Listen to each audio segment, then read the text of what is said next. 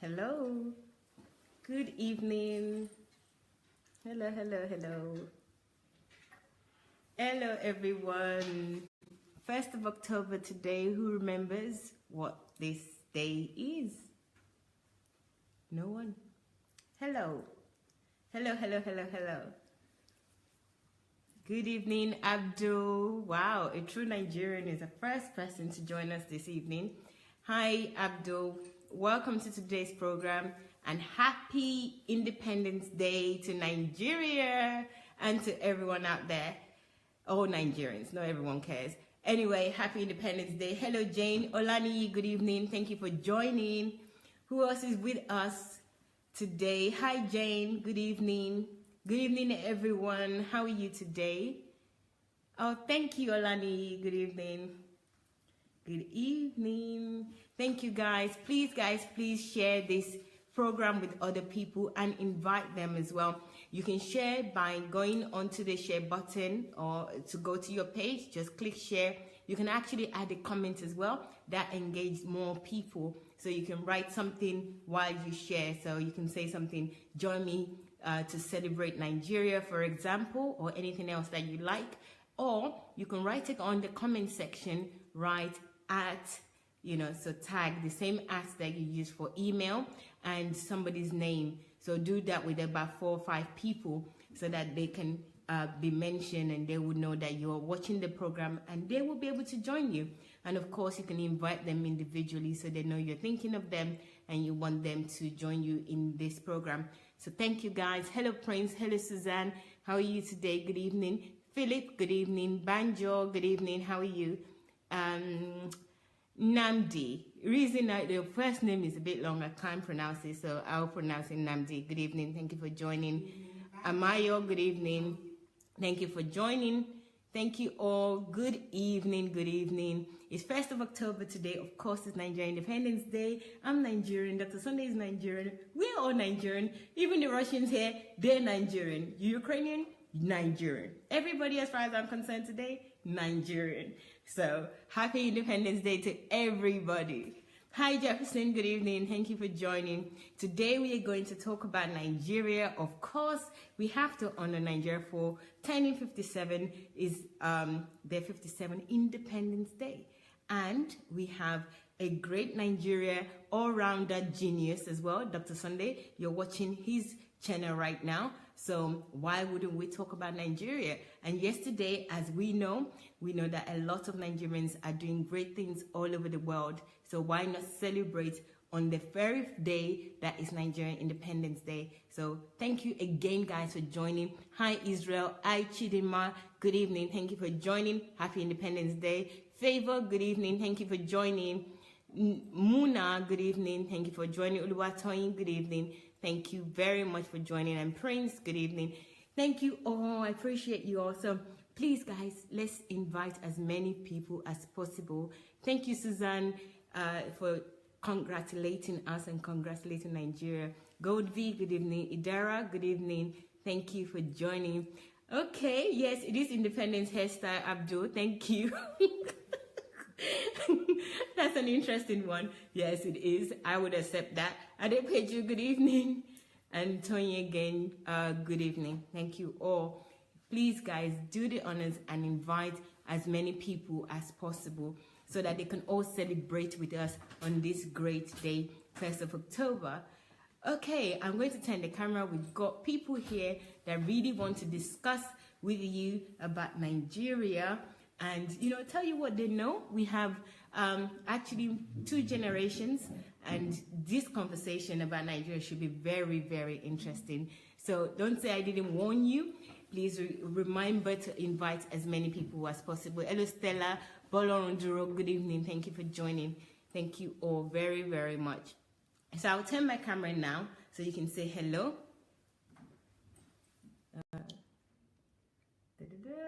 Hello, everybody. Okay, Dr. Sunday there. Hello, how are you doing today? Dr. Victor Bamisha. Everybody today is a doctor. Yeah, hello everyone. And Dr. Anu Ojo. Hello. Thank you. What a privilege. You have a room full of 3 doctors. Yes. And all of them are men. And all of them are learned. Yes, yes. But these ones are not just learned by finishing medical school. Because I've seen too many people finish medical school. They are as learned as this man. They are not learned at all. Medical school or any school doesn't make you to be learned. What makes you to be learned is your work on yourself and self-education.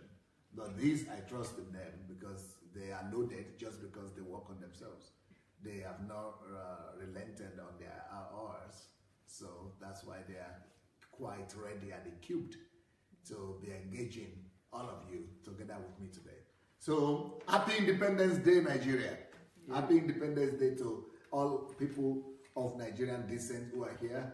Either you are Nigerian or by proxy, you are Nigerian. Either through friendship or through relationship, or your pastor is a Nigerian, or your business associate is a Nigerian, or your mentor is a Nigerian. You know, happy Independence Day to everybody that knows Nigeria or know Nigerians and associate themselves to Nigeria one way or the other. If you can see my books here, I mean the screen here, you will see that I'm really serious about Nigeria these days. I'm really serious about Nigeria, and I'm determined that I will not leave my country the way I met it. I will not leave my country the way it is right now. I will not leave this world without making the world a better place, especially the country of my birth a better place. I was not caring for it before because I was focusing on making Ukraine a better place. Now that that is done and God is taking me further, so I think it's my responsibility to now, turn my gaze to the continent of Africa and especially to Nigeria. So now that it's Nigeria's independence today, you see this, how to make Nigeria the greatest country in the world. That is the plan. That's where we're going. We want to make Nigeria the greatest country in the world. Now, and then it might not happen in my lifetime, but at least the structure is there, the goal is there, the plan is there, and we are putting a division out there for those who, for their generation and the younger people generation who will be able to make this happen. How the Nigerian economy can overtake the American economy, that looks like a fantasy. Even the greatest country in the world, all that looks like fallacy even. But you know what? You read the books, then you will discover that, oh, maybe not a fantasy after all. These things are possible. And then, of course, Only God Can Save Nigeria, What a Myth. That is one of the hit books. And if you are not Nigerian, and you want to learn just principles of nation building, you might just want to just engage yourself with these books, just so that you know how national issues are dealt with. Principles of national transformation. Then Nigeria and the leadership question. I don't know if they are visible enough for them to read. And then the Nigerian economy, the way forward. So those are 5 books there that have been written under 1 year or in 1 year, just to be able to contribute to the national discourse and to be able to give direction to a nation that is like in the wilderness of confusion right now. But there are several things that I would like us to talk about today, you guys. I would like us to talk about, of course, the books, maybe the last point. But before then, I would like us to talk about the question that is being hugely divided in Nigerian society now. And that's the question of restructuring. I don't want us to talk about Biafra so much unless anybody asks, because there's a reason I don't want us to discuss about Biafra. First of all, I've already written an article, and over how many pages? Maybe 20,000 words of article on Biafra. So I've already, my opinion is out there. Anybody is interested could go and check it out. So there are 4 parts article that I've written about Biafra. Secondly, all of us that are here, even though we are all Nigerians, but we are all representing Western Nigeria. You are from West Nigeria, right? Yeah. West Nigeria. We are all Yorubas. So I would not like us to talk about Biafra because that might not be an objective view from people coming just from one side of the country. So I will not be addressing for that reason as well. But I would like us to address the issue of Nigeria and what people are clamoring for. Please share that in my private page. And what the people are clamoring for is restructuring of Nigeria.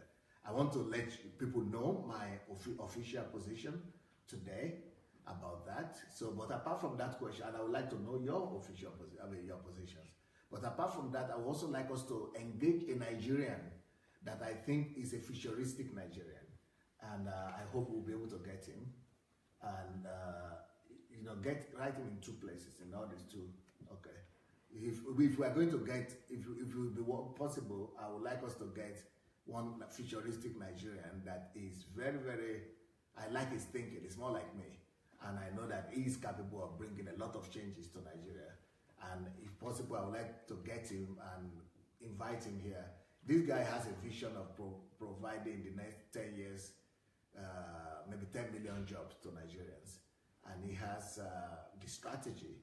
So I wanted us to talk to him. And he also wants to produce 10,000 millionaires, just like me. I have a vision of producing 10,000 millionaires. And but his plan also, makes me to know that he's a guy that is capable of doing that. And I want to help him as much as possible. He's already helping me in a lot of ways. So yeah, I would like to get those kind of guys on board. If you will not be available, then I might just mention some of his plans and about his what he's doing. But talking about Nigeria and restructuring, I went yesterday to especially listen to it was a regional conference of the Southwest Nigerians, the Yorubas mainly, all the states. I mean, many people were present. They sent their representatives, all the governors, and then the Obas were there. Those are the kings and the prominent Yoruba people. I was really surprised that they managed to get those people there. It really surprised me, frankly speaking, because they got people from all sphere of life, religion, academia, politics, but mainly from PDP when it comes to politics, but other people beyond PDP were there. So I look at the video, I look at the speeches, and they all came to even the daughter of Awolowo was there, and they all came to the conclusion that Nigeria has to go back to what we used to have, which is restructure the country into Western, Eastern, and just regional basis, which is like 6 zones. Now, I have a problem with that, and I will let you know my position. The reason why I have a problem with that is, number one, all those people were saying, one of the arguments is, we remember how it was, and that Nigeria performed better during regional rule, when every region had a premier, like prime minister, and then the center just played a weak role. So Nigeria performed better, which is true. Nigeria performed better economically. So, but what they are thinking is that, and then in that regional council, they had representatives not just from Western Nigeria, the Eastern Nigerian people, Igbo people, not the Biafran people clamoring for, but the other Igbo tribe, the cool-headed guys. They sent all the Igbo representatives there, also saying we need regional, restructuring. And then only the North was not invited. The South was also there. They were also clamoring for restructuring. And but I am a Yoruba guy and a Southerner, so all Southern people were saying we need to break the country into 6 parts and manage each other. So the argument, number one argument is we did better when we had regions. Western region, Eastern region, Northern region. And so let's go back to that and let everybody develop, there. Okay. But they are I will take one of the arguments and I will give my counter argument. Okay. So let's say Nigeria did better. I agree. And statistically and historically, they did better. But my own objection is this. Number one, those people who are talking, most of them are in their 60s and 70s. Most of them remembered what it was like to have regions, but they are all going to die off in the next 10, 20 years. So they want to return us back to their times that the people who will live tomorrow don't even know. They don't remember that Nigeria. They don't know that Nigeria at all. And there is they don't know that Nigeria. They don't know what it's like. They will just ruin it. They didn't know what made it work that time. And these people, I was so disappointed.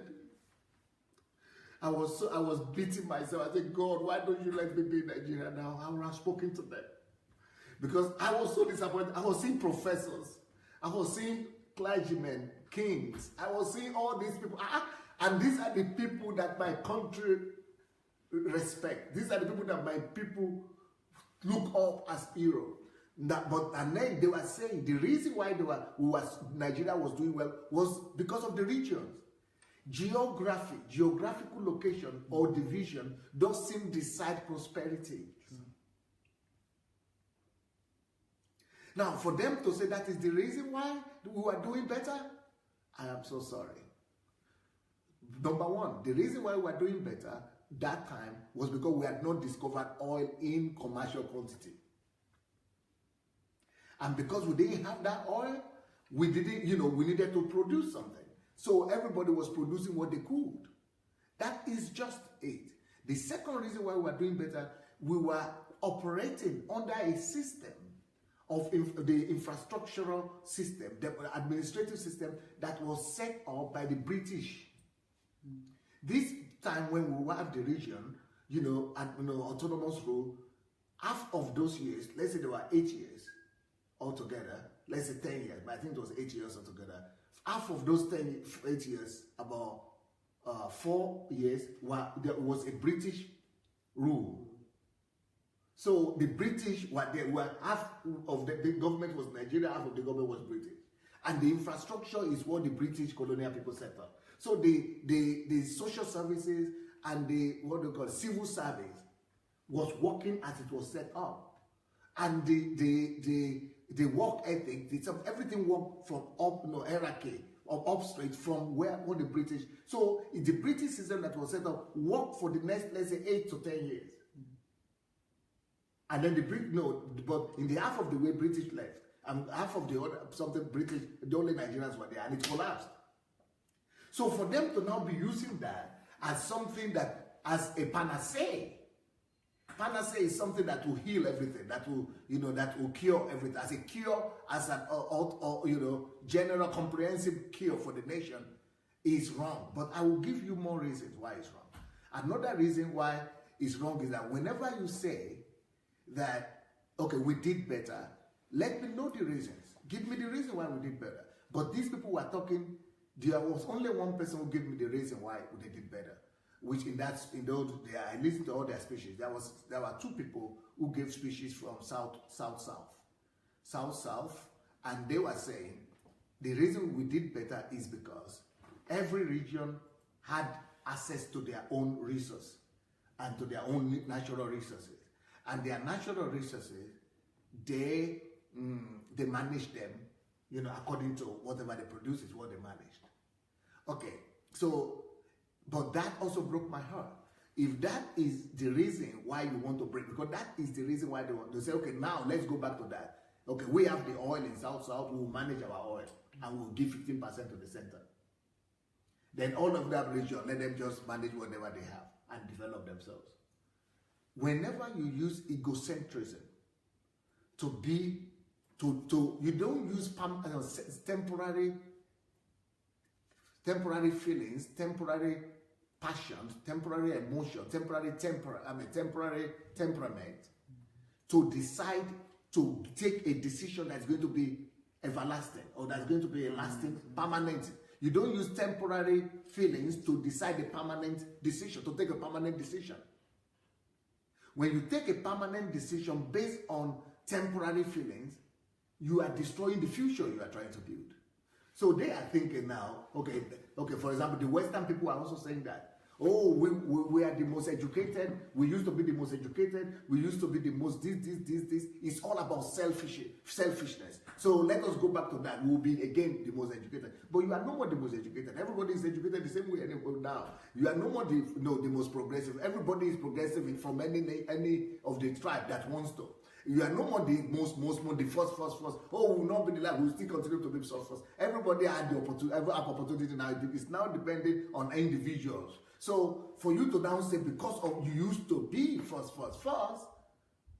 Okay, first of all, let me answer the guy from South that said because we have our resources, let's manage it. For you to build your future on the fantasy or on the illusion of raw materials is even an obsolete idea. Raw material is a past gone by idea. It's only primitive nations that still think of building their future on raw materials. That's what this book is about. We shouldn't use raw materials as the yardstick of development anymore. That belongs to our past. Only blind people. It belongs to the days of the blind. Even US. You know the US has more oil than us. But they are not even touching. They just reserve it. Because it's a foolish, it's a blind and foolish nation that will, just depend. Because the US knows if they will begin, they have even more natural resources apart from oil than all of us, all Nigeria put together. But the reason why they are not using them is that if they know that there is a deception of blessing, which is when you begin to depend on natural resources like that, you will relax on developing human resources and other resources. So that is why they were developing, first of all, America was developing industrially, and they became the most industrial country in the world, because even though they had the raw materials and they don't pay attention to it. Now they are developing futuristically, technology, information, because that is the future. Nigeria is supposed to just reserve and forget about natural resources for now. And I've written about 10 different answers of how we could, grow to an economy that will be as big as America and overtake America in this book, just without our raw material. Just forget about oil right now. And I've written the answers how we can grow the economy to be the best in the world without raw materials. We should be thinking of how to grow as a nation without raw materials, because raw materials will finish sooner or later, and by the time it finishes, our people are doomed because they have not developed in other areas. And the oil now will finish in the next 10 years. And there is no alternative, nothing to stand on. And that's why we're having all the crises we're having. That is number one. Don't use raw materials that is temporary. So don't use temporary sentiment to take a permanent decision. Raw materials are temporary. Don't say because, okay, everybody is going to do their own. No, raw materials, we are going to develop and we have our own thing. We are going to get better percentage. It's selfish. You don't use egocentrism also to decide the future of a nation. So the nation, you are pulling the blanket. It's like 2 people are sleeping on the bed or 3 people, and you are always pulling the blanket on yourself. Nobody will be happy in that kind of a nation. Because somebody is always feeling the heat or the cold. Whose blanket side is not going to. So egocentrism should not be the basis for nation building. That is on that one, just to answer the people who are saying, everybody will manage their own resources. Then, now another person from the Southwest said, if we manage our resources, then we will not depend on going for allocation in the center again. Our own allocation will come from us. Good idea. Very good idea. But why should you divide the country before you could tell the states to begin to generate their own resources? Every state, you already have states now. What is your problem? State is the best thing we could have, because the way they are saying we should do region now, it means by tribe. It's dangerous. And what these people were, these old people, I was so broken when I was listening to them. They were saying we did better during the regional government in Nigeria, when we had the West, the East, but what they are not telling the future generation, what they are not telling us today, the younger people, they are just telling one side of it that looks better, which is just like 10% of the reality of what happened during those days. I was born that time, and I was younger. I mean, I was not mature enough, but I'm a student of history. And if you read this Bible, Nigeria and the leadership question, you will know that I have a good grasp of what happened in that country and what is happening in the country. I'm a student of history, very good student of history. Now, I will have another argument that during the regional government was the worst we ever practiced. It's the worst thing that has ever happened to Nigeria. That is another argument I would like to raise up with all these people, because it is during that time. Yorubas, a lot of Yorubas, especially Awolowo, is known today as a tribal leader. I mean, not by Yorubas, but some other, especially the Igbos, other people call him tribal leader. Especially Igbo. Why do they call him tribal leader? Although what the Igbos don't know is that during the Biafra war, Awolowo put Radio Biafra. You know, Radio Biafra was always, it was located in the house of Awolowo. Nigerian government didn't even know that. You know, it was supporting them. But anyway, that's another discussion. So, but what I'm saying is that, that's what before I joined the government, of course. Yeah. But what I'm saying right now is that during the time of region or something, when you break a nation according to region, according to tribes, you are just, it's a cake of bombs. You are just, you are just setting up the country for civil war. And it is that region or something that led to the Nigerian civil war. You want another war? Because the ones when the Igbos, they travel a lot, they are very industrial, and they are, they are enterprising people, and they are the best we have in Nigeria in enterprises. So they are very enterprising. They were in the north, and because it's a regional country, I mean, they started killing them, and they had to withdraw to their place, and they said it is easy to form secession that way by saying people should do, that is, we are laying another ground for another secession. It is, those restructuring they're talking about is one wave from breaking the country and from civil war and breaking the nation again. People, and I'm so sad that people don't see far like that. That is number one. Number two, why is it the worst? If the greatest crisis we ever had in Nigeria were during the time of regional rule.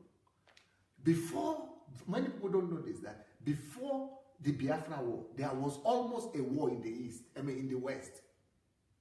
In the Western Nigeria, almost a war, but the same kind of war situation that happened with Biafra was happening in the Western Nigeria.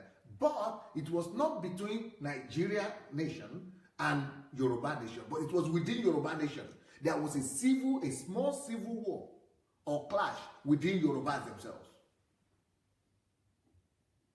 When, as a result, because betrayal in the party, AG party, they call it the Action Group Party, that there was a split between Akintola and Awolowo, and there was a civil war almost in Yoruba region. It happened. So what Nigeria did now with Nnamdi Kanu, by sending the military to crush the brewing division, the unrest. What they did, what they did recently with Nnamdi Kanu, and send the military there and put everything up. That's what they did with Western Nigeria at that time too. But it resulted in the top leaders, like 6 leading figures in the Yoruba nation, being put in jail, including Awolowo. So it was a big crisis. So the most unrest, the biggest civil unrest, and the biggest conflict and crisis in the nation was because of regional rule. And then, of course, civil war. And then it led also to the first military coup. Regional rule led to coup. Now we have just overcome coup. They are not even seeing that and celebrating that as a victory. That we are no more having coups. Because Nigeria was able to galvanize together as a nation and be able to, put in one direction. But when you put them in region, everybody is pulling the blanket again to themselves. But right now, why should they make all Yorubas just one body? If you make all Yorubas one body, we'll begin to see ourselves as superior. Just when I was growing up in Yoruba land, and up till now, I could listen to all those sentiments of the Yoruba people. They are always thinking that they are superior than other people. Those are the kind of things we don't want to encourage. If you are superior, be superior in relation to yourself, to your potential, to God's potential that He has put in you. But you know what the Yoruba, the superiority they put there, they want to think that they are superior to the Igbos, or think that they are superior to all other tribes like that. But nobody, all of us are God's creation, nobody is superior. But that is the kind of thing, undertone you could hear. But when you go to the Igbo people, they are also thinking they are superior. Maybe the Hausas are also thinking so, I don't know. But these are the things that kill a nation. That is not the kind of superiority we want to. We want to be superior in our potential, in our gifts, not over other people. So those are the kind of things they people are trying. But let's now say all the Yorubas are one body together. That's crazy something. But now I cannot say you know, you are from what state? Ekiti State. You are from what state? You are from Ekiti State. But I cannot say I'm superior to you because, you know, you are from another state, and even though we are still Yoruba, but we are not colliding as, you know, it is good. It's a good thing that we are different states. With everybody have their own faces, their own. Even though we are still Yoruba, but it's like Nigeria as a whole. Even though, you know, we are Yoruba, but we have different states. So we try to love each other. We try to accept each other and see each other as different and unique as well. Within the Yoruba nation, and then it will help to also accept the whole Nigeria as different but unique and the same within Nigeria, because we are still all Nigerians. So it's the best way to rule the states. But when you just make us now lump us together as one, we are just Yorubas as against. Either you like it or not, you begin to see yourself as a body that is as against other people. So when I was listening to these so-called fathers, academians, and the leaders of Yoruba people.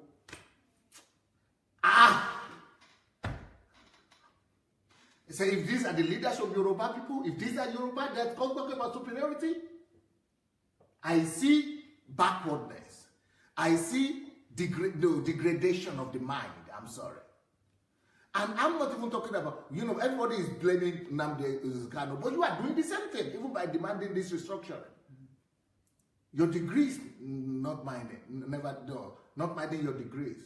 But what is it that makes me, they say, okay, what's your alternative? What do you propose? Listen closely. The Nigerians that are ruling Nigeria now, even Yorubas, how can they even have mouth to open mouth?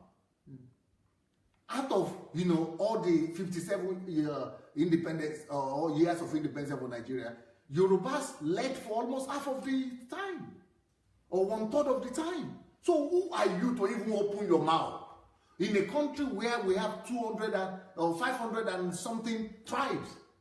One tribe has not ruled even at all, and you have ruled for so many years, and you are now still talking about injustice.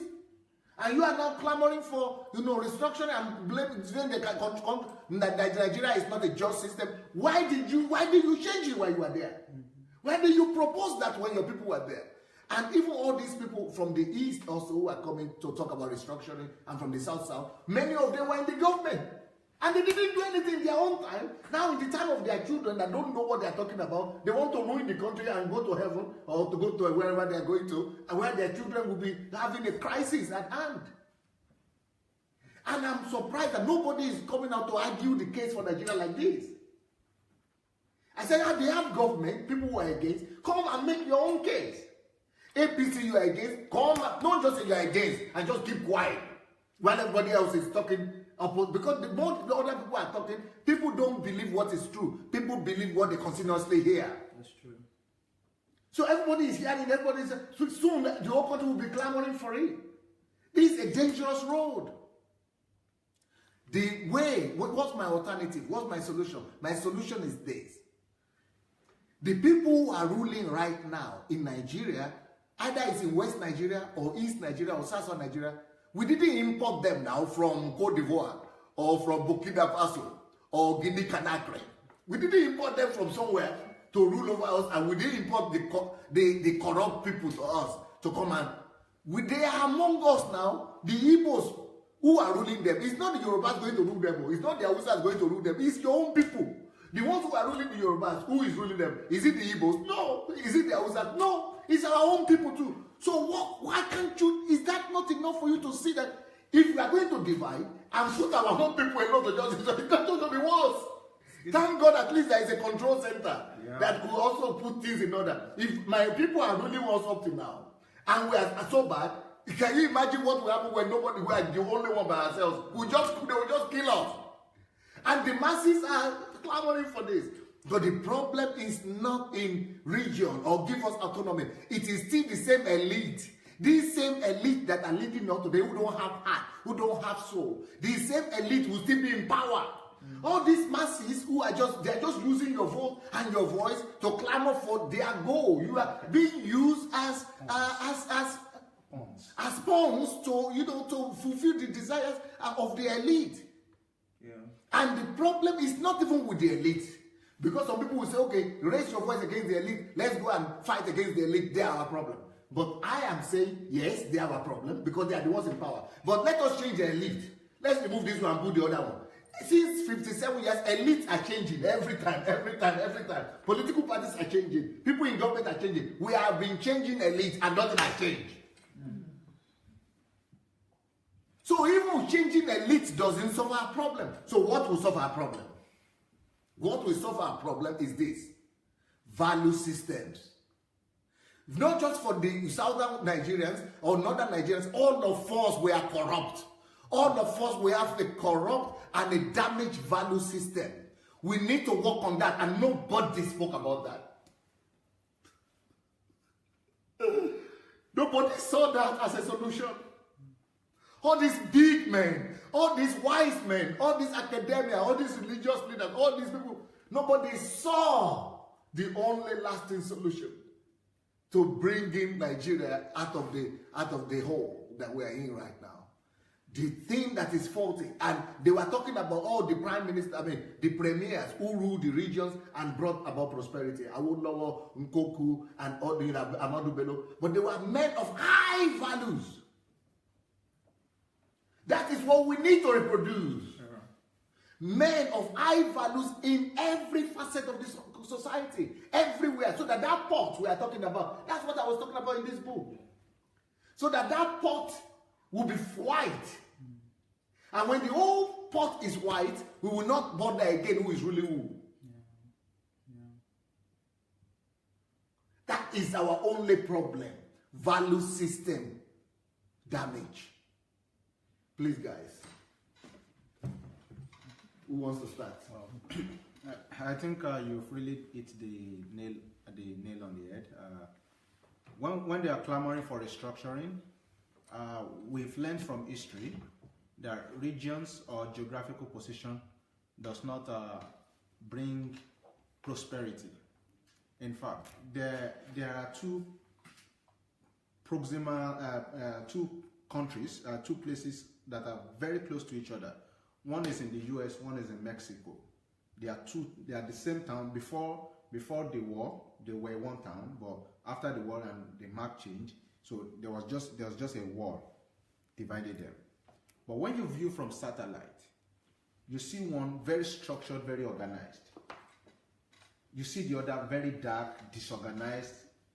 In that one, there's high crime rate, everything, no infrastructure, no amenities, and they are just beside each other. They bear the same name, the same everything. The only difference now is that one is in America by virtue of map, and one is in Mexico. Yes. So if it was about region, they should have the same access to the same raw materials. Yes. They should have. And they do. So it's been proven. I mean, after I read your book, then I was pushed again to go and read the study of Akre-Moglu. Yes. Why Nations Fail. Yes. So it just vindicated everything you said here. But you faced the Nigerian context straight away, but they were going more global. So it just vindicated. Region will never produce wealth. Religion will never produce wealth. Anything that divides us will never produce wealth. Brilliant. Because there's a difference between exclusive economies and inclusive economies. There's a very huge difference. Even in Europe, where they were divided, what are they doing now? Yes. They are coming together to form EU, to form the European Union.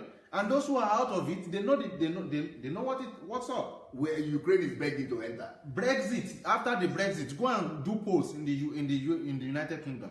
They should go and conduct polls again. Even the British people that voted to leave, they've not been able to start negotiation because after they left, they now woke up to the reality of what the damage they've done. Because people are always better together. Yeah. People are always better together.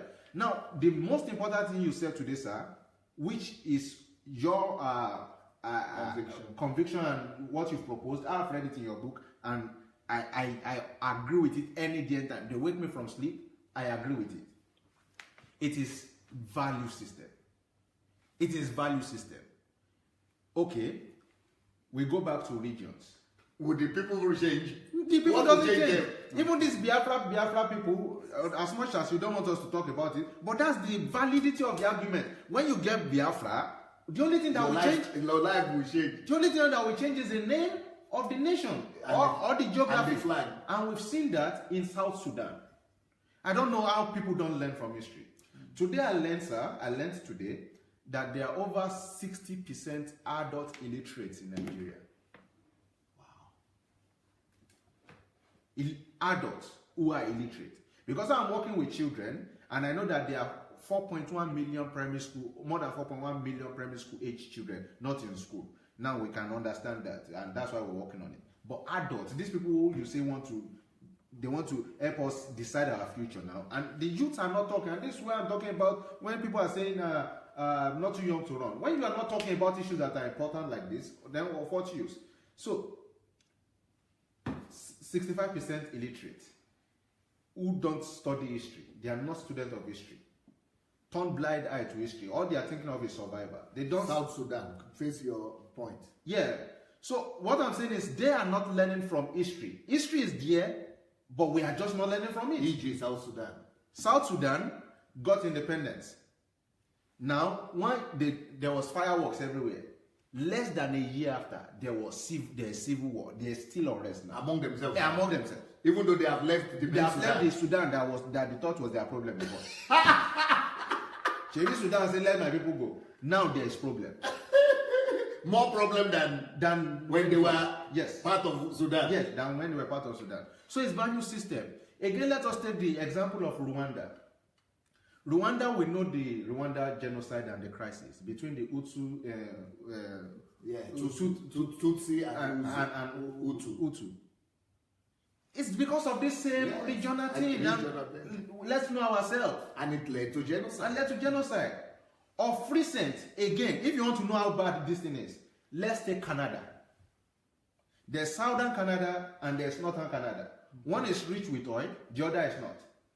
And those ones who are saying, no, that when recession hit them, they saw the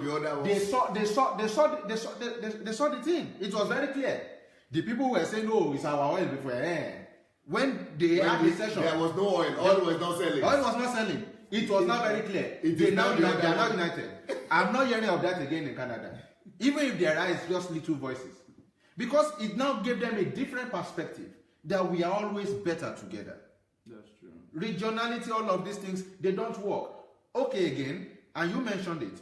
In those days when there was region, was it the fact that there was a region that made it work, or the people that were in charge of the region? Till today, we call something our lower standard, and I wrote about it in 2012. The cost of celebrating Nigeria and the cost of celebrating mediocrity. We call something our standard in the West. Awolowo was a premier of Western Union. That Western Union today has about 7 or 8 states. Now, not one single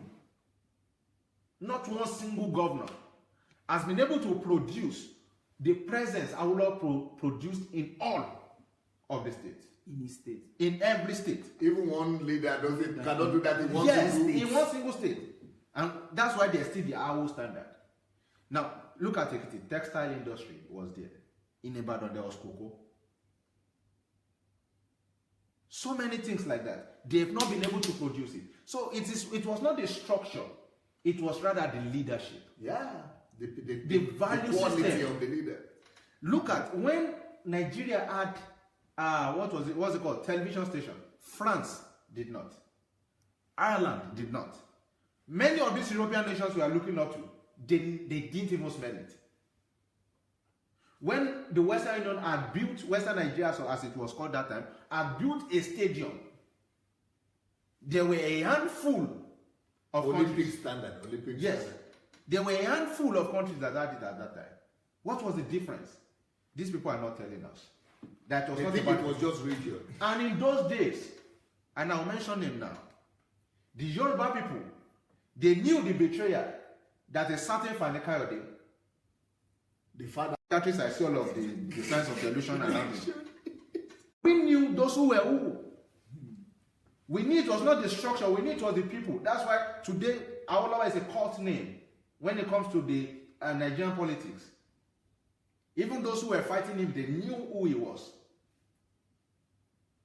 Shagari, I said Shagari, who's Prime Minister. This man in the north, Bello. Ahmadu Bello.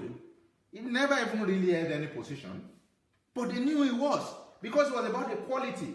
When Tafawa Balewa speaks, you know this guy is learned. Yeah. He was respected. Quality guy. He was respected. So it was not about the regions. These people that said they were producing granite pyramids. Yes. Something as trivial as granite. And producing economy. You're bringing in foreign exchange. Like crazy. This thing.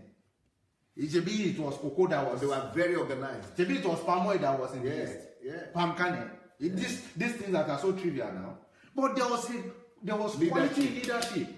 It was not just because of the structure. Now the danger is what they are not looking at. Because for every society, they have their own precedents, they have their own history that is peculiar to them and from which they have to make new decisions. Yes. There's no nation as diverse as Nigeria. If anyone knows anyone, they should tell me. No nation as diverse as Nigeria. And we have to learn from what we've been through. That means certain things that work in certain clients will definitely may not work in ours. So we have to have learned that what made it easy for Biafra secessionists to come was because of the regional government. Because it was just easy for someone to say, yes, I'm bleeding this whole territory, let us go. Even against the will of people who don't want to go. But people say, when it comes to Biafra and all those people who are saying, they said Nigeria is a fake, or what do you call it? A fake creation or an artificial creation, because it was the British that made us into marriage, forced marriage. I said, okay, then show me one country, not be two, not be three, one. I'm not talking of two, where there is just monoculturalism, total monoculture, that it is not, there was no forced marriage. When you go to France, you will see that it's an amalgamation of many nations that became France. Go to Germany, it is amalgamation of many countries that became Germany. Go to England, it is not just English people, it's amalgamation of many nations that became England. Go to America, we don't want to go. America is the amalgamation of the whole world that became America. Yeah. Go to Cameroon, go to Togo, go to Ghana, go to any, there is no country in the world. So why are they not saying they are forced into marriage? The one that is forced, our own amalgamation by the British, is one of the best that has happened in the whole history of the whole world. What has happened in Nigeria and compared to other countries. Because in other countries, it is a superior nation that comes. Not from outside though. Like for example, Yorubas are more powerful, let's say, and then they conquer the north, and they conquer the east, and they make them to, so that is what has happened in every other nation. It is only other, they force you to join that country and to become that country. This is not what happened in Nigeria. What happened in Nigeria is just a unity of neighboring nations to be one nation. It's one of the greatest one that has happened in the history of Nigeria. In other nations, it's always was. But people don't learn. And they don't think. Let's not even go too far. Even the America that you just mentioned, how did it become America? They bought Mexico, part of Mexico land, part of, the Indians, all kind of the Africans came, all kind of evil to make America. To make America. That America that we are celebrating, that you want to collect visa and go to. Read about the history, you'll see how Nigeria. And they fought their own civil war too. Yeah. Yeah. And up till now, I was telling a friend of mine one time that I went to the Southern America, to a village, a village of like 200,000, no, 20,000 people, they call it a village. And they were telling me, here, where are you coming from? I said, from Africa, from Nigeria. They said, oh, we would rather have you than a Yankee. I said, who is a Yankee? He said, no, not from America, not from the people from the East. We don't want them. We don't want people from America here. We don't want people from the East, no, eastern zone of America here. Because they came and defeated our Confederation army, and they brought the flag out for me. And they were telling me all kind of stories that they would rather have me as in America. I walked it today, and they talk about 10 years ago. Yeah. They are still hating each other. They are saying, no, we are not the same. In America, they are talking about. So I said Nigeria is even better. So they are thinking about another country that is better. It's not because they don't have comparison. Yeah. did. Charlottesville, in fact, proves It you proves right. it. Because Charlottesville was not even about black people. It was about Confederacy flag or no Confederacy flag and statues. So we have, if people will only learn from history, which the statistics of illiterates in Nigeria has probably shown us why that is not happening, you will see that what we have is good. Yes, is there need for improvement? Yes, there are need for improvement. But the first point of improvement is in our value system as a people. What is our work ethics? What do we value labor? Do we hold our leaders accountable? Are we ourselves not corrupt? Can we be trusted? If there was no conductor, and it happens here in Ukraine, for instance, they don't have conductors for their cars, for their vehicles, but they trust their citizens to pass the money forward, and they always do. Yeah. Can you try that system in Nigeria today? Can we? No, you know we cannot. Because the value system of trust, of not betraying the next person's trust. Integrity. How many of us can say we have imbibed that? Okay, if you want to think I'm putting Nigeria down, you that you are abroad, now you send money home now and do business. Just go send your money home and do business. Just call somebody and say, oh, I want to build this thing, take money and do it. Can you do that? You cannot. Why? Because it doesn't matter what region. It doesn't matter with the region. You send it to Igbo, they will shop your body. Send it to Yoruba, they will shop your body. Send it to the Dada, they will shop your body. So, value system is really the most important. Even the ones we are saying that the elite are the ones who are bad. Put the young ones who are not the elite. They will become elite tomorrow. They will do worse. Why? It's value system. We have seen it. We have seen it. Dimeji Bankole was a youth. He was not even married when he became the Speaker of Nigeria, of the House of Representatives. We have seen Salisu Buhari, who was about 30-something. He was a speaker I mean, that guy, he was fraudulent with certificate. We have seen it. We have seen young leaders go there and mess up. How old was Fanika Ode himself, Femi Fanika Ode, when he was minister? How old was Bukola Saraki when he was governor? Not even governor first, and special advisor to the president. We have seen youth in power. We've seen this. So it's never about age. It's always about value system. It's always about value system. But by the way, before you speak, Yes, sir. they said right now, as we are talking here about Nigeria, there is an independence party going on in Nigeria now. Independence celebration. So somebody just sent me a message. Pastor, at the independence party that is being broadcasted all over Nigeria, they have what they call Thanksgiving service. And there is an old man, an old pastor, who is invited to give the speech, to speak, because there's a Thanksgiving. So a pastor is preaching. And all the past head of states are present. The vice president is present because it's in a church. And this man started quoting Pastor Sunday Adelaja as the way to solve Nigeria's problem. He listed 4 questions that you asked. You know, the DSA thoughts.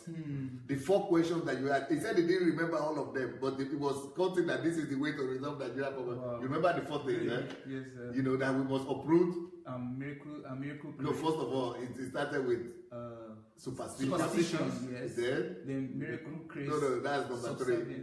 No, that's number 3. That's number 3. Yeah, number 4 you mentioned. Okay, then what's Intolerance. Intolerance, yes. That's intolerance. And number 3?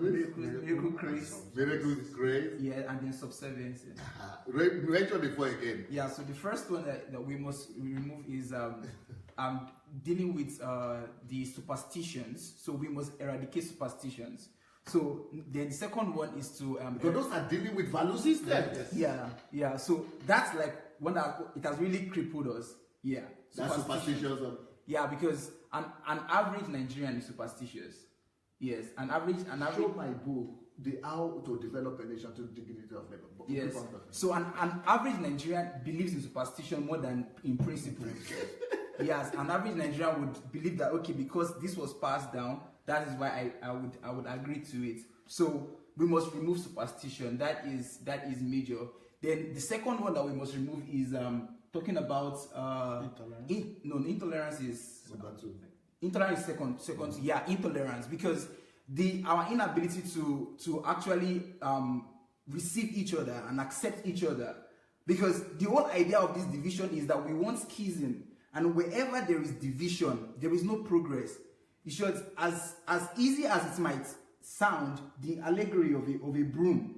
If you take a broom, just one stick of a broom, there's so much, just little you can do with a stick of a broom.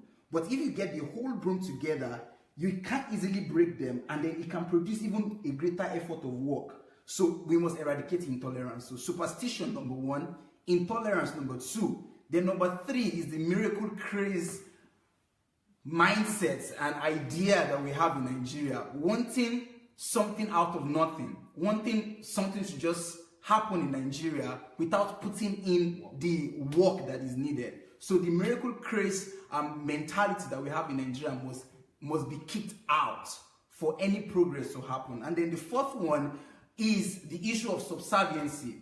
That is bringing in the dignity of every human being. Because in Nigeria, we talked about the plague of silence, and most times our focus was really about even with religion.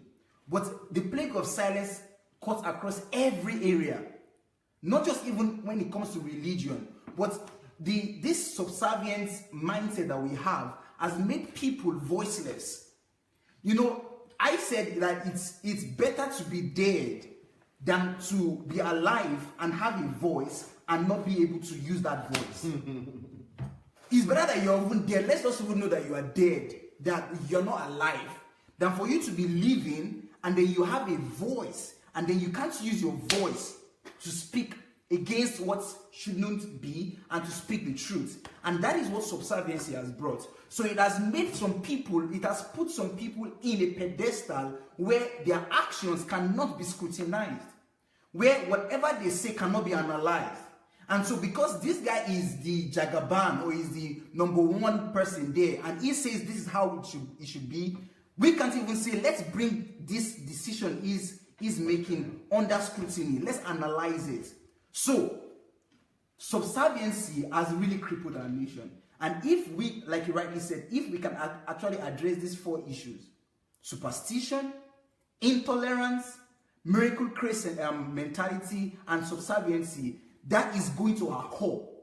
Because one thing I've noticed is that we are so superficial in Nigeria. Nigerians are so sensational and superficial. We just go with what is now. We don't realize that what really matters is the core.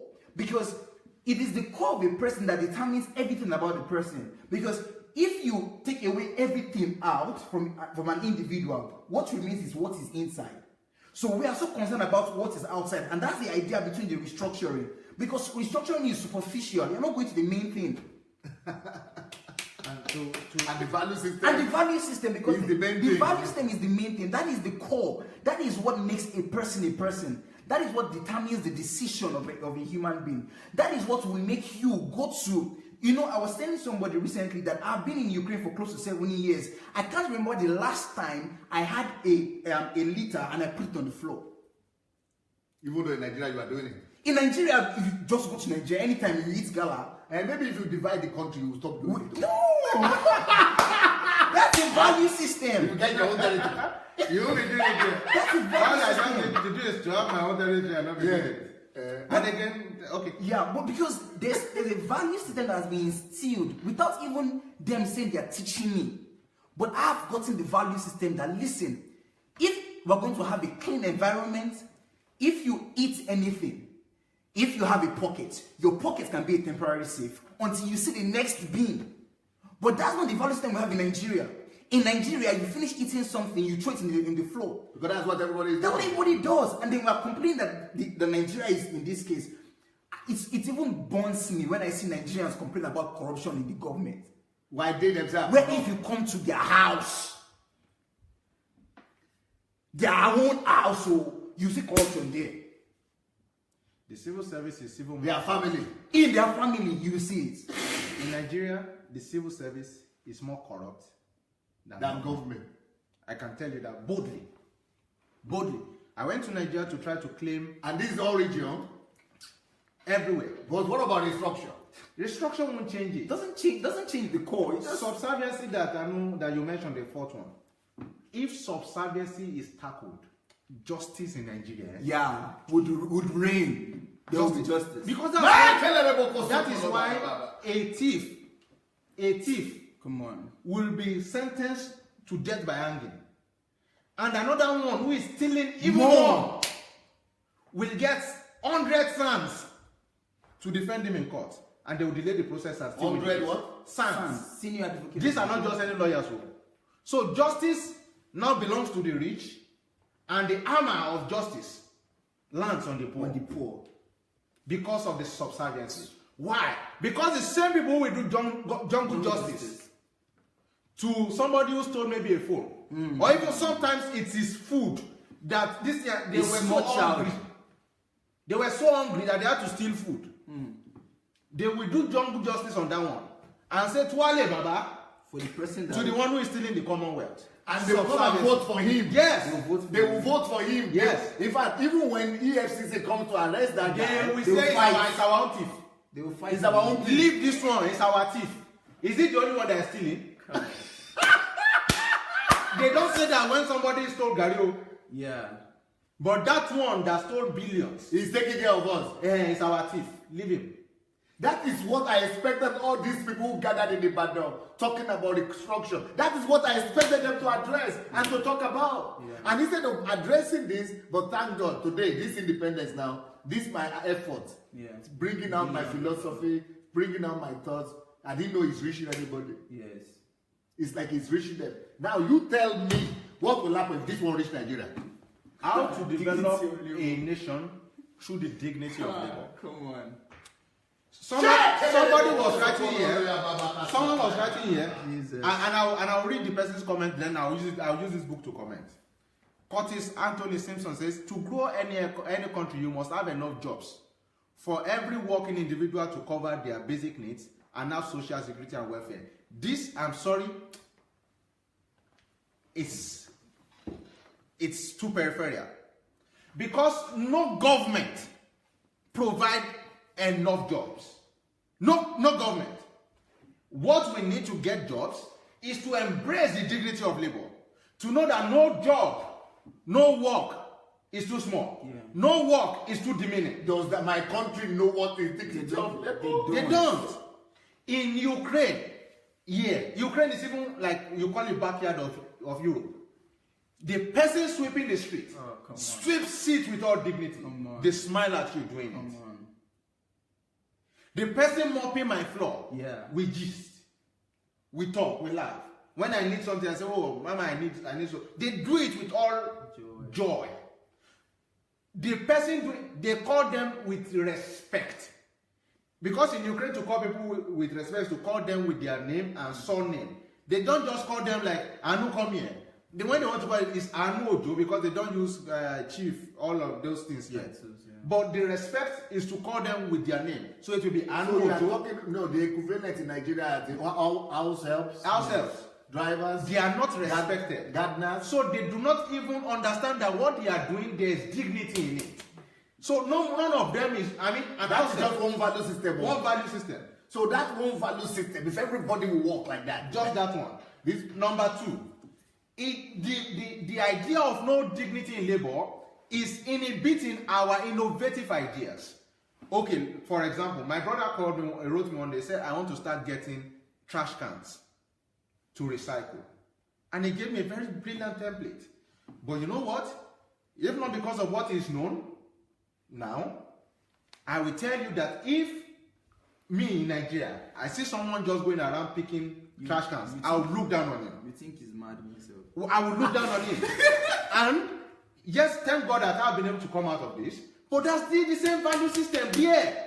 People cannot produce. Someone in HMT, someone was talking about how probably they went with you, your team guys from Ukraine, and they were seeing trash on the ground. They are saying, look at money, look at money.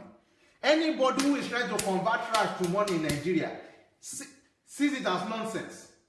So everybody is looking for white collar job. That's what they think that's where the dignity of labor is. Whereas in fact, That's the why all the greatness, parents want their children to become yes, doctors. and whereas in fact, the greatness of the American economy does not lie on white collar. It is resting on the hinges of blue collar. Every industrial revolution that has taken place has never rested on white collar. That was why the American Revolution came through coal. Coal miners were not white collar jobs. Cotton. Cotton was not white collar job. And just to imagine how Mention the name of the book again. how to become a developed nation through the dignity of living. Do you know that people in my country don't know that this book exists? And they don't know that I've written this one. There's a Nigerian who wrote it. This book here is a Nigerian who wrote it. And this book alone will put to rest all agitation about regional, not regional, restructure. Because people are jobless now, they don't have anything doing. They don't He have was anything. talking. Yeah, you know, talking about how America became the American industrial revolution that was birthed out of focusing on not the white collar jobs, but focusing on things like as trivial as coal and as trivial as cotton, and to see how if an average child tells his mother or his father that, okay, Dad, I want to be a farmer. That doesn't sound like a child that has a prospective future. Where? In Nigeria. In Nigeria. Okay. Because in Nigeria, if someone says, I want to be a farmer, I want to go into agriculture, but they're not really getting it because they're like, Because there is no because there's no dignity of labor.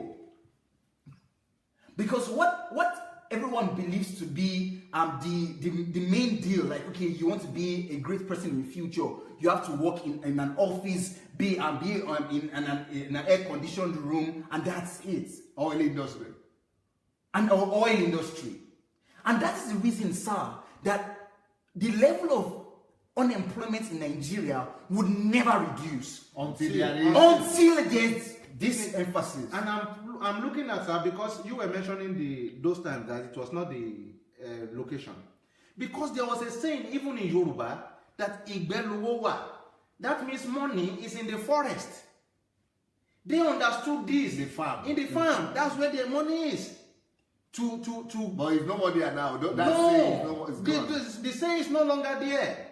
Because it has left our value system. It means we were doing well because we had a value system of dignity of labor. Yeah. Farmers were respected, even with their hoes and cutlass. But we have hidden under the illusion of education.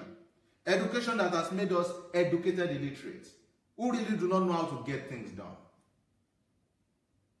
The dignity of labor, until this is a part of our national fabric, we will continue to linger, to follow in unemployment. Because nobody creates employment more than an individual. True. Each individual. Nobody does. I sat here, sir, just in Ukraine. And I've been able to create employment for more than 30 people. No, but you are not saying you are a student. As a student. As a student. Being a student. In Nigeria, just that Nigeria, I've created employment for more than 10. Now, I'm not even within that space. So it means if there was dignity of labor, and someone can understand that I can be in the farm and get more people to work. My people are wasting their time talking about restructuring. But this is the most important thing. Because if someone has something to do and he understands that there's dignity there, he will even hardly have time for trivial things as geography. Geography that you will die and live. That people are living on an ephemeral earth with a permanent mentality. That there is a statistic, 0.2 something. Can you show it, please? That's why I want to, at this point, I would like to introduce another Nigerian. Oh, I hope he's watching also. I hope he's watching us, but let's try to get him. You know, another Nigerian that did a research that in every country, for every country to be sustainable, at least 20% has to be productive. 2080, you know, 80 to 12, maybe at least the leading, but in Nigeria, it's not 20%, it's 0.2% of people who are really functioning. We already know that 50% of the people are not even educated. 50 something. 60%. Okay, so that means half of the country is just redundant. Out of the ones who are working, we are talking about literate, just to read and write. So what about the ones who are really educated? Maybe 20% in the whole country. So out of that 20%, only 0.2% are really creative, productive. So this is Aaron Ibe. He has many solutions for Nigeria. And one of the solutions is that he even has a very simple solution of how to produce 10 million jobs for Nigeria, in Nigeria, through value system and through, is it there now? Let us get him. Hello. Hello, sir. Hello, good afternoon, Pastor Sunday. How are you doing? Dr. Aaron, well, we are here discussing Nigeria. Yeah, that's great. I've been watching. Good. That is very good. Well, you are one of the Nigerians that is really making my heart happy a little bit, because my heart is constantly broken when I'm talking about Nigeria and I see what is happening there and what our leaders are doing. But you are somebody that I'm seeing bringing solution. You brought the solution about electricity, how Nigeria can solve the electricity problem. Nobody heard you. You brought a solution about how through states, how every state could use agriculture to resolve the problem of the country. Nobody heard you. Now you are telling me that you can produce in the next 10 years, 10,000, the next 10 years, maybe 10,000 millionaires and also 10 million employed people. Tell me, what are your solutions for Nigeria? Who are you? What are your solutions for Nigeria? What are the things you have brought to the table? And, because right now, as we are here, they said they are celebrating Nigeria independence. I didn't know people are watching me, but they said some of the things that I'm talking about, that they are even discussing it in the Nigerian Independence Party right now. So maybe somebody will hear us today, who knows? Yes, that's great. Thank you very much for inviting me. I hope my voice is coming out clear over there. Yes, very clear, very clear. Okay, so I am Aaron Ibehi. I'm a computer scientist, and after working in Europe and America for almost 30 years, I actually retired, and I said, okay, let me enjoy my shop. And then when I went to Nigeria, because I got a lot of letters that how bad they were suffering, the situation there. So I actually went there to take a look, and I said, okay, let me see what I can contribute towards the society. And I didn't want to do anything in IT, because that has been all my life, and I was tired of coding and programming and and working with people in IT. So I wanted to do something different. So when I came in there, and then as we were driving on a piece of road, and I saw a very huge piece of land. In fact, later I discovered that land was 5,000 hectares of land. And I told the driver to stop, and we went inside, and I said, wow, what do they do here? And they said, no, we don't do anything here. It is abandoned farmland. So I said to them, okay, let's go and start farming here, because agriculture is a big, a unification, thing to use to unify people and also create a lot of wealth. So, and they thought I was joking. And immediately, because I've studied agriculture, because I study a lot of things, and I went into the process, and I imported tractors, I imported seed, I imported, things like that. And in 3 months, we were able to, process 200 hectares of land, planted it, and I often tell them, say, look, I'll be here for 3 months, and in that 3 months, I'm going to eat my harvest from this farm. They thought I was joking. So we did it, and in 3 months, we harvested the first watermelon, the first maize and food. And not only that, we harvested, because it was in Edo State, we were actually able to bring down the price of food for the crops I was producing by half. Wow. By half. So I told them, look, the cost of food in every city can be brought down by half. Wow. Because the problem in Nigeria is not that, the problem is just that food is not being produced next to the people. They produce food in Kano and export it to Lagos.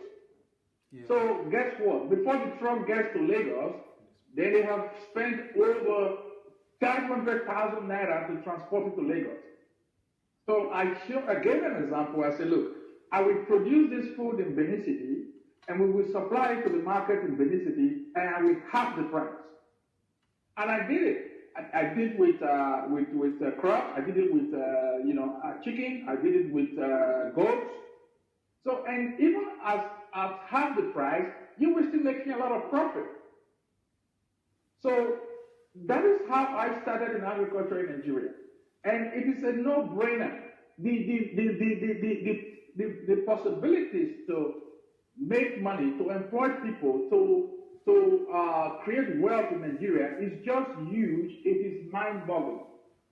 So, Pastor, that has actually been the situation, and so with time, I have been able to revolutionize my ideas, and I said, look, let's go massive on this and create wealth.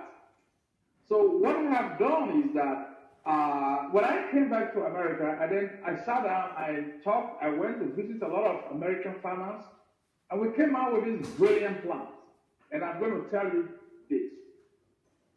I discovered that there's one trick they use in Europe. A lot of people don't realize in Nigeria. I'll give you an example of a pineapple. Sorry, coconut. The Europeans love coconut. There is not enough coconut to supply Europe for coconut oil, for coconut cream, for coconut, anything to do with coconut. Coconut can be used for 100 different types of crops, of stuff. So when I was talking with the European Union, and I said, but what is your limit on the importation of coconut? They said that the coconut import to Europe, what they get today is only 20% of the required amount they need from the whole world. So then I say, okay, if we should produce coconut in Nigeria, how much can you guys take? That means the European Union alone. You know what they told me? They told me that we can produce about 50,000 hectares worth of coconut, and we will not be able to satisfy the need of the European Union. That is like planting trees all over the states, all states of Nigeria. Yeah, that is planting trees all over this place. So I then decided to say, okay, look, that means that let's go and plant trees. I worked out my calculation. I discovered that we can plant 1 billion trees. 1 billion trees in Nigeria. And these 1 billion trees, it will bring over $50 billion to the Nigerian economy yearly, only for the fruit crops. Yearly? Yearly. $50 billion. That is more than the amount we get today in oil. Okay? Then, I then discovered that with this $50 billion worth of production, because you are producing coconut, you are producing avocado pear, a cashew, walnuts, mango, all these, mango. So all these things, cashew. by the time you start exploiting them, there are companies like Arho, Nestle, all these big companies. They will come and set up factories next to your huge farms to process this thing. You don't have to worry about the process. These companies are ready to come to Nigeria to process this thing because most of these guys are Nestle. They are already in Nigeria.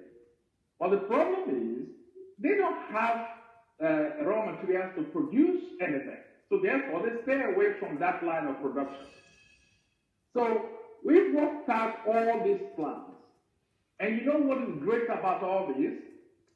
The United Nations has funds, for environmental funds, to plant trees. Because of the Kyoto Accord, people who understand the process. There are people who produce a lot of CO2, like oil companies, like airplanes, and all these big companies. So when you produce CO2, they give you a CO2 tax. You have to pay that, right? Yeah. Now, there are people who remove CO2 from the atmosphere, like planting trees. So what they do is that they give you some of the money that they tax the CO2 producer. They call them polluters. They give you that money because you are planting trees. And all these things work out by the United Nations. Only Nigeria, as a country, is not making use of it. We don't plant trees and we don't do anything. So we are not, it's like we are not a part of this world. Meanwhile, people in India, the Indian government is planting trees. In Pakistan, they are planting trees until they drop because they are getting some of this money to plant trees. So this process of planting trees alone is even the people to plant trees alone. If you want to plant 1 billion trees, you need at least 1 million people just to be planting trees all over the country. But then, what do you think about people who are producing the nurseries to plant these trees?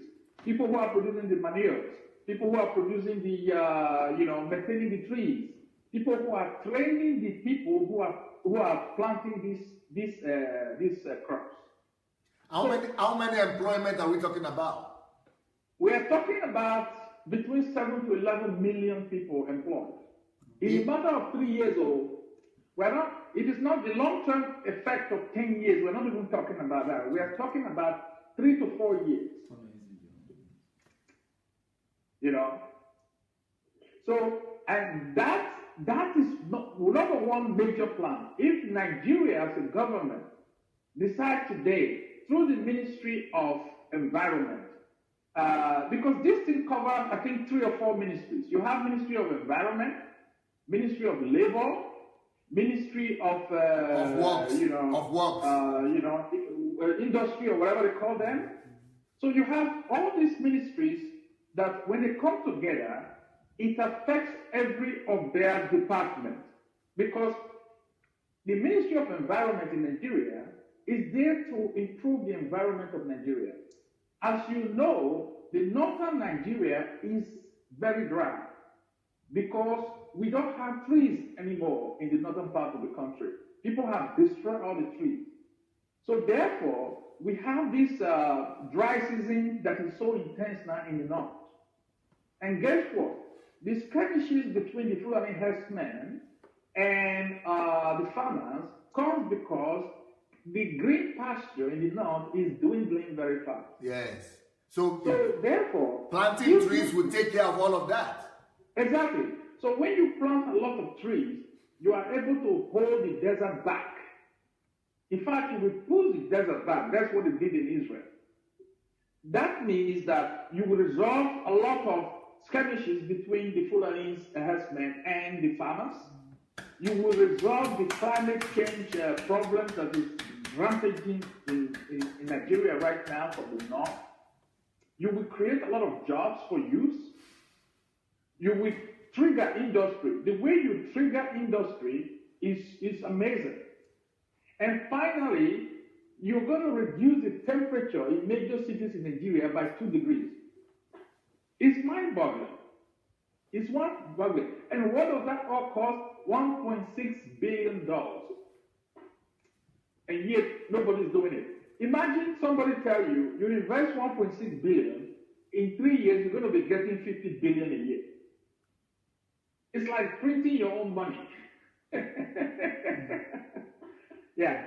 So, I will use this opportunity to tell you that I'm right now on a worldwide platform, Facebook, worldwide Facebook. And, I know what I'm doing, which means people are hearing me all over the world. By the grace of God, if by the time I finish my battle here in Ukraine, and all this, by the time I'm able to travel out of Ukraine and I finish my lawsuits altogether and I move to Nigeria, if Nigerian government will not pay attention to this challenge, I tell you, my brother, that I and you provide the technology and the resources, but I will find that money for you by the grace of God. I'm telling you that, knowing that the whole world is listening to me. I will find, if it is $2 billion we will need to do it, we will find the $2 billion. And I know how to find that money. That money is not the problem for me. But, why should somebody be coming with a solution like this that will give us more money than oil? and nobody's paying attention. But we will get to a place, my brother, where we will not need the government to change that country. We will change that country, either the government is participating or not participating. Either the government wants it or not. I'm hearing you say. Yeah, that is great. That is something I wanted to say, because we have really tried to get the government involved in this. We've really tried, but nobody is listening. So I've said, okay, look, why should we be bothering people who don't listen? If we don't do something, the country will just get stuck like that forever. And people like us don't want that. That Africa is too important for us that we must make a change. Every one of us must be enlightened and get to work. It is not a big deal to do. It is not a big deal to do. Let me give you an example. There is, Professor Ibu is one of the most brilliant pharmaceutical expert in the world. This guy is in Nigeria. Dr. Ibu has 6 medical patents on herbal medicine. And he said that the herbs in Nigeria, the plant herbs in Nigeria, can provide $50 billion worth of revenue to Nigeria yearly. Wow. I thought this man was joking. I went to buy his book of medicinal herbs. It's a very big book. By the time I read it, I realized that, wow, this thing is huge. I went into it myself, and I discovered that, look, a lot of the things, I don't know if everybody is aware of that, but for example, we have this plant they call dongoyaro in Nigeria. Yes. Okay? In the world, it's called neem tree. Do you know that dongoyaro cures over 200 different types of sickness? And dongoyaro is one of the most potent, fungicide for agriculture in the whole world. But in Nigeria, we don't have a single plantation of dongoyaro. If we only plant dongoyaro tree, like say we have a million dongoyaro trees in Nigeria, Nigeria will be making over $5 billion a year just from that tree. Dongoyaro tree. And my brother, the best part of it is that a dongoyaro tree lasts for 200 years. Once we plant it, the next 200 years don't do anything. So how can we have all these resources and we don't do anything with it? It's just, it is silly. It is silly. So I just cannot sit down anymore and start waiting for a government or this and that, because the people in government, they may not see what we see, because they're looking at things from a different perspective. In my opinion, they're looking at things as the fact that of want. Oh, we don't have enough money to do this. We don't have enough to do this. We don't have enough experts to do this. Whereas, you have to look at things like the issue. Let's mobilize our people and let's go and do it. We have a lot of brilliant Nigerians. If somebody, let me put it a different way. We are planning, we are in the process of going to Nigeria to mobilize people through Agric Power. This organization I formed, Agric Power, to say, okay, look, when the government don't want to participate, let's do it. Bring a lot of people together, 1,000 per, state, and let's go to work through Agric Power. Because I cannot understand why. I've demonstrated it, how easy it is to provide jobs to people through agriculture. It's not difficult. If you say to me, come and provide 1 million jobs tomorrow, I'll still do it. So why is it that people are not prepared to do these things? So if the government is not prepared to do it, then it's what I call the citizen action, let the citizen go to work. And then we see the government as partners. Doctor, what I've just decided to do right now is that my evening program, which is going to come up in the next 30 minutes, because today is Nigeria's independence, I want to call you back, and I want you to come together with maybe 5, 10, or 7 point, ideas that, you see for Nigeria. And this whole evening, we and the boys are going to be here talking, and you. So we are going to all dedicate this whole day to discussing Nigeria. I'm going to stop now, but we'll come back in 30 minutes so that when our program starts, we would continue this discussion. But I want you to get together all your thoughts, all your proposals, all your ideas, and all the things you have attempted to do and your story. So because more people will be coming in the evening. Yeah. In 30 minutes time. Okay, that's great. I like that. And we'll continue the conversation. Yeah. We hear you very well. The quality is very good. Okay, that's great. I like that. Thank you so much, sir. We'll get you back in 30 minutes. Right. All right, you're welcome. Blessings. Thank you. Yeah. Now, hello everybody. We are still here, and we started talking about the book, but we didn't even get to that. You know, there are other things that I wanted us to talk about the structure. That's the only thing we were able to mention. I've not even been able to mention my own Nigerian transformation project ideas, but thank God we were able to get Arabs. What do you anyway, I will ask you about what you think about his suggestion when we come back. So, but let Maiwa, read a few comments and read the conclusion. Then we'll come. You have to stay for the next program. Hello everyone. Gosh, I can't believe what I've been hearing today. So much mixed feelings. Being proud of Nigeria's resources, the people, and also a little bit ashamed with what is going on in our value systems and what we are not doing right. But let me read your comments. That's more important. Chidinma says, they are the blind who wants to lead those who can see. I suppose this is about Nigerian leaders. Abraham says, Nigeria must be freed. Isaac says, God bless you, DSA. Then we have Joe said, great ideas, DSA. Adiola says, excellent decision. Alice said, God bless you richly. Abrams, yes, the 7-point agenda. Rita said, good evening to happy independence to everyone. Yes, Hoyle has really removed their brain. I think this is about the Nigerian resources. Austin says, our leaders are blind leaders. Comfort says, hello to everyone. Thank you, Comfort. Chindi again says, why are they not here? These well-educated people. Okay, good point. Why are they not there? Yeah. Here. Yeah, okay, hearing. Okay, hearing. Sorry, H-E-R. Yes. Abraham said, dogoyaro trees can grow and service in the desert. Thank you. Hall has removed their brain. I think everyone is saying this. Mary says, God's strength to you, DSA. Obviously, Africa is very rich, but the people mentality is somehow. Thank you very much, Joe. Let's see, more comment. Neem tree everywhere in Sokoto State. That's from Alice that is saying that.